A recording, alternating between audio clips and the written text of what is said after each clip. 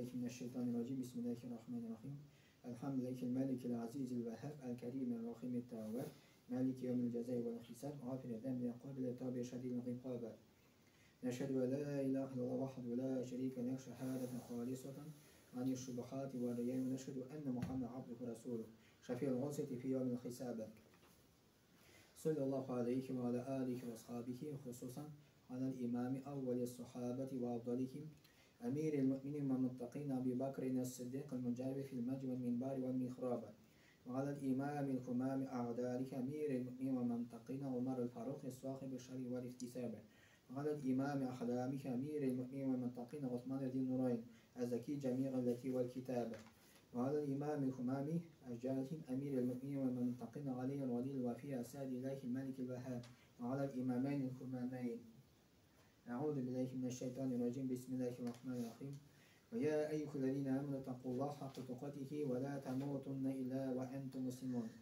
يا أيها الناس اتقوا ربكم الذي خلقكم من نفس واحدة وخلق منها زوجها وبث منكم رجالا كثيرا ونساء واتقوا الله الذي تساءلون به والأرحام إن الله كان عليكم رقيبا يا أيها الذين آمنوا اتقوا الله وقولوا قولا سديدا بسم الله الرحمن الرحيم والصلاة والسلام على نبينا محمد وعلى آله السلام عليكم ورحمة الله وبركاته. Devam etamiz. O'zgan otnada silagan va'zimizni, o'zgan otnada siladik va'zni zuhudlik turida. Endi zuhudlik nesa u? Endi bizning tilda aytganda dunyodan voz kechish deb ataladi. Ammo voz kechish deganda bu ko'ngil bilan bog'laydi. Tege bizning maddiyoq bilan tugul, ko'ngil bilan bog'liq bunday narsa. Masalan, Alloh taolaning qo'lida bo'lganina ko'proq qizig'u sening qo'lida bo'lganga qaraganda degan. Mana bu zuhudlik deb ataladi. Ya'ni masalan, sening pchelovod ekan, sening roy o'shib ketdi ekan, manda ko'ngil borshila. Chunki bu dunyo aybi. Ko'ngil borshila. No, zuhudlik shunday narsa, sening ko'ngilin borshilmay. Sen o'shib ketdi ol, sen naborot ana uchun Alloh taoladan savobini tilaysan. Yarar Alloh taolo berdi, Alloh oldi, sen shu bilan sen rizo. Sen shuning uchun Alloh taoladan savobini tilaysan. Ana uchun savobi bo'ladi, inshaalloh. Masalan, Alloh saqlasin mashinani berding ekan. Mashina bergandan so'ng albatta ko'ngil borshila. Agarda sening ko'ngil borshilmasa, mesela yarar Allah berdi, Allah aldı. Allah taolo tog'anda aybatrak berir. Kile tege turmushda qiyomat kunida ana uchun menga Allah ta kompensировать etarali deb o'zining ko'ngilini shaytib tinchlandirasin. Ile masalan yurt yonda ekan. Allah taolo saqlasin bunday narsadan. Ammo bunday narsa bo'ldi ekan. Ko'ngil bir qota borshila. Ammo zuhudlik kishining ko'ngili olaytib borshilmi yeshin chunki u Alloh taolaning ajrine umidlana. Da sening yurting yondi, no sen Alloh taola bilan rizo bo'lsan, bu bitini Alloh taolo tilagan bo'yicha bo'ldi. Agarda sen ko'ngildan rizo ekan, Alloh taolo ona uchun bir ko'p savoblar yozadi. Ile masalan bizning tilda aytmoqchi shunday shunday misol keltirsak. Mana aytirlar ekan, mana sen shu xatni yurtni turishdan soldin umr bo'yi aytalar senga shu yurtni qoldir, menga qaraganda 100 martaba qiymatroq senga yurtni beramiz. Bu vaqtda biz shu yurtni bir qator rizo bo'lib qoldiramiz, chunki senga 100 martaba qiymatroq, natural yurtni beradilar. No, yurt bu dunyo ayrila tigi dunyo bilan. Alloh taolo tigi dunyoda berashak onun uchun ajrini inshaalloh. Orabizda bir kishi vafot bo'lib ketdi ekan, ko'ngil borshila. No, agarda biz shuni bilan rizo ekan, Alloh taolo onun uchun tigi dunyoda bir ko'p savoblar beradi. Mana bu zuhudlik deb ataladi, mana bu dunyodan voz kechish deb ataladi. Alloh taolo Qur'oni Karimda aytadi: "Bal tu'thirunal hayata dunya wal akhiratu khayru wa abqa. Kul mata'ud dunya qalil wal akhiratu khayrun liman ittaqa." Alloh taolo aytadi, siz bu dunyo bilan ta'sirlanasiz deydi. Ya'ni mavog'asiz dunyoga deydi. Dunyoni yo'ratasiz deydi. Wal akhiratu amma axirat tigi dunyoda xayr, yaxshiroq va abqa, yaxshiroq deb aytadi Alloh subhanahu va taolo. Ham aybatrak deb aytadi Alloh subhanahu va taolo. Kul meta'ud dunya qalil. Aytsin diye. Bu dünya diye. Dünyanın lezzetligi diye. Kichkinagina diye. Vel ahiretu hayru liman ittaqa. Ama ahiret diye. Tigi dünya diye. Kim Allah Teala'dan korkup yaşıyor diye. Onun için tigi dünya hayırlak diye. Şu ayetlerini kubrak okumak gerek bizge. Çünkü biz ölümni yaratmayız. Ölüm turunda iskachirega yaratmayız. Ama Allah Teala aytadi, imanlı kişiga deydi, taqvo kişiga deydi, kim Allohdan qo'rqib yashaydi, namoz o'qishiga deydi, tigi dunyo bu dunyoga qaraganda xayrliroq deydi. Bir kitobda o'qiganim, unda Muhammad payg'ambar sollallohu alayhi vasallamning hadisini keltiradi. Izgi kishiga o'lim farishta kelar ekan, aytar ekan, sening kiri dunyoga qaytasin kelamadi. Izgi kishi aytar ekan, qoyil hasrat dunyosinamadi, yo'q deydi, meni Allohga qaytart deb aytadi. Izgi kishining jon chiqqandan so'ng bu dunyoga вообще qaytasi kelmay ekan. Onun Alloh taolo qaytasi kelar ekan. Gunohli kishi ikkinchi qopma qarshisi. Qur'onda Alloh taolo aytadi, gunohli kishi turunda, gunohli kishining joni chiqqach, Alloh taolo murojaat etadi, meni kiri dunyoga qaytart deb aytadi. Mana shunday oyat bor Qur'onda. Ne uchun deydi? Semyasi qoldimi, mashinasi qoldimi, yoki biznesi qoldimi? Yo'q, ona uchun tugil. Onun için kiri dünya qaytasi kelmaykan gunohli jonni. Alloh taolo davom etib aytadi, o'sha jon so'ray, ne uchun kiri dunyo qaytasi kelar, izgiliklarim qoldi deb aytadi. Kiri qaytart, men izgi kishilardan bo'larmi deb, tuzalirman deb, gunohli bo'lmayman deb Alloh taolaga va'da etadi. Ammo Alloh taolo aytadi, yo'q deydi, kiri qaytib yo'q endi deydi. Bu sening so'zlaringni deydi. Kiri seni qaytarsa-da, Alloh taolo baribir shu gunohli kishi bo'lar ekan. Mesela aytaylik, mesela bir banda, bir isa kishi, bir gunohli kishi ekan. Umr bo'yi ishi beradi. O'lib ketdi deb aytamiz. Alloh taoladan so'ray ekan, kiri ona dunyoga qaytarsa, u baribir isir bo'lacak. Qayta olanda уже g'azabni ko'rdi, Alloh taolo g'azabga dushar etdi, no kiri qaytarsa-da, u baribir isir bo'lacak ekan. Alloh taolo bilmishi aytmay. Mangar misol Ramil Hazrat Yunus va'zida sili aytadi, Balesda yotganda deydi, meni mulla ekanini bilgach deydi, ko'p kishi keldi deydi, duo qiladi men uchun deb so'radilar deydi. Shukr deb duo qiladi deydi. Men duo qildim deydi. No shu kishilarni deydi, balesdan so'nchiratgandan so'ng deydi, o'sha Allohda kerakdir, duoda kerakdir, bir narsa kerakdir, butun so'ng qonlar deydi. Ishondan da shulay kishining tegi gunohli kishining tabiati shunday. Qo'yi hasrat kelgach Alloh kerak, akak Alloh taolo qo'yi hasratdan chiqar ekan, Allohni unutadi. Mana bu shukrsiz banda deb ataladi. Rahmatsiz banda deb ataladi. Alloh taolo rahmatlar aytmay. Shuni bilan u ikki dunyoda da baxtsiz bo'ladi. Ondan Alloh taolo aytadi: "Fala taghurrannakumul hayatud dunya va la yaghurrannakum billahil ghurur." Allohga qaragan masalada sizni dunyo turmushi qiziqtirmasin. Ham shayton vasvasalamasin degan edi. Vasvasalamasin. Nasa degan so'z bu? Qiyomat kuni turunda ko'proq bizga o'ylaroq kerak, qiyomat kuni turunda unutmasin kishi.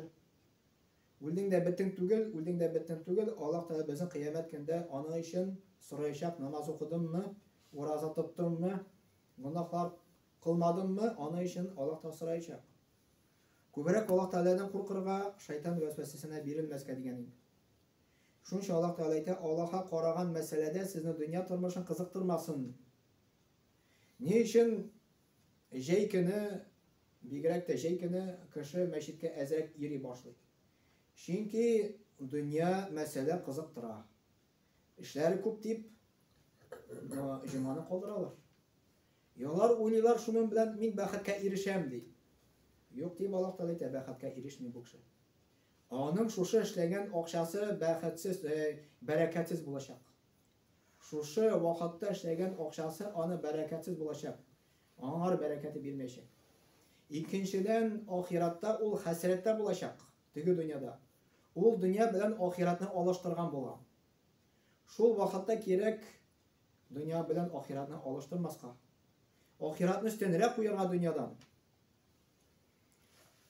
Allah subhanahu ta'ala aytadi: "Ve farihu bil hayati dunya ve ma mal hayatud dunya fil ahireti illa mata'." Onlar dünya turmuşuna şoklanalar. Lakin ahiret bilen şaştırganda ol vaqtlı lezzet kine degan. O vaxt şana lezzet kine diyen. Ama Allah Teala Kur'an-ı Kerim'deyte ahiratını etkende ahirat turunda. Allah Teala ite فَلَا تَعْلَمُ نَفْسٌ مَا أُخْفِيَ لَكُمْ مِنْ قُرَّةِ أَعْيُنٍ جَزَاءً بِمَا كَانُوا يَعْمَلُونَ. Allah Teala ite. Cennetke kiresi müminler onlara anda nese hazırlanganın aldan hiçbiri bilmez diyen. Cennetke kirip kurgeç gözleri kararlanır, күңелләре шатланыр, аларның кылган яхшылыкларына изге җәза булсын өчен дигән иде. Аллаһ Тәгалә безне кызыктырып әйтә, мөмин өчен, иманлы кеше өчен теге дөнья әйбәтрәк ди. Теге дөньяга әйбәтрәк даже кешенең күзе күрмәгән, колагы ишетмәгән, даже күңеле дә аны нәрсә икәнен белми теге дөньяда. Аннары bir вакыт bir хадистә килә, Җабир бин Абдуллах сөйләгән, bir вакыт Мөхәммәд пәйгамбәр саллаллаһу үзенең дуслары белән, үзенең сахабалар белән базарда барганда, аны сахабалар уң яктадан булды дип килә, сол яктадан булды дип килә. Ул бер үлгән кәҗәне күрә. Колаклары киселгән, шушы үлгән кәҗә битен Мөхәммәд пәйгамбәр саллаллаһу ала да күтәрә дә, сахабаларга әйтә, кем шушы кәҗә битен ди бер дирхәмгә сатып алады. Сахабалар аптырадылар, нәрсә кирәк ул безгә?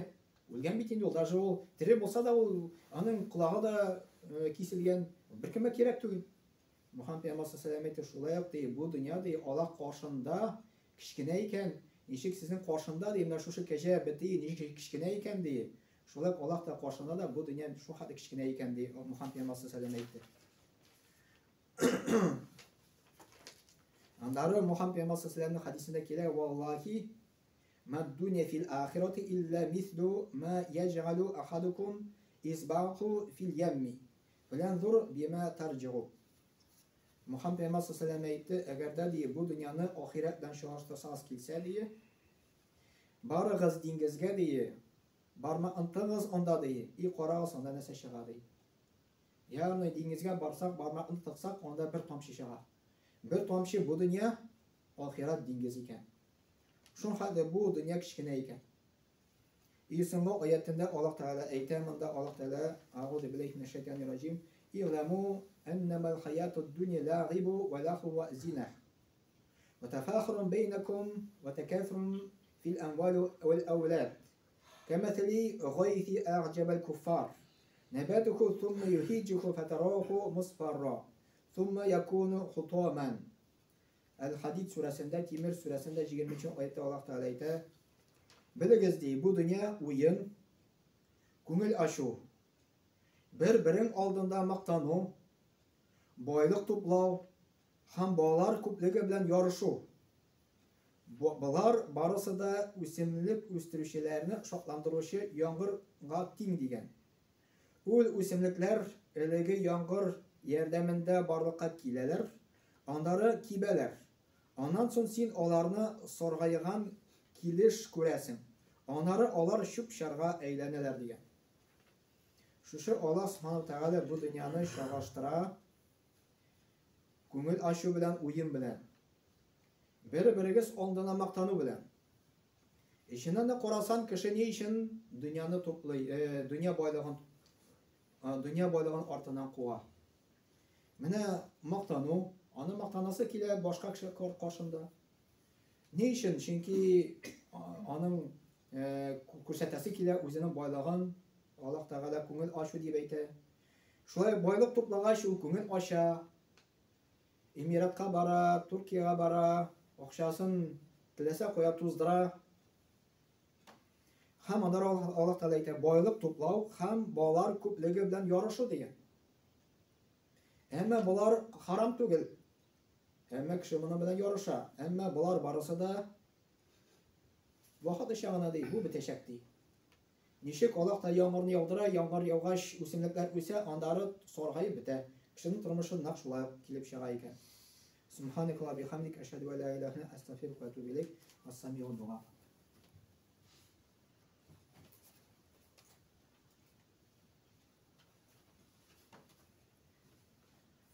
أعوذ بالله من الشيطان الرجيم بسم الله الرحمن الرحيم والصلاة والسلام على نبينا محمد صلى الله عليه وسلم إن الحمد لله نحمده ونستعينه ونستغفره ونؤمن به ونتوكل عليه ونعوذ بالله من شرور أنفسنا ومن سيئات أعمالنا من يهده الله فلا مضل له ومن يضلل فلا هادي له أشهد أن لا إله إلا الله وحده لا شريك له وأشهد أن محمدا عبده ورسوله إن الله وملائكته يصلون على نبيه يا أيها الذين آمنوا صلوا عليه وسلموا تسليما اللهم صل على محمد وعلى آل محمد بعدد من صلى وصام اللهم بارك على محمد وعلى آل محمد بعدد من قعد وقام وصل وسلم عليه وعلى جميع الأنبياء والمرسلين وعلى ملائكتك المقربين وعلى أهل طاعتك أجمعين من أهل السماوات والأرضين وارحمنا واحشرنا معهم برحمتك يا أرحم الراحمين.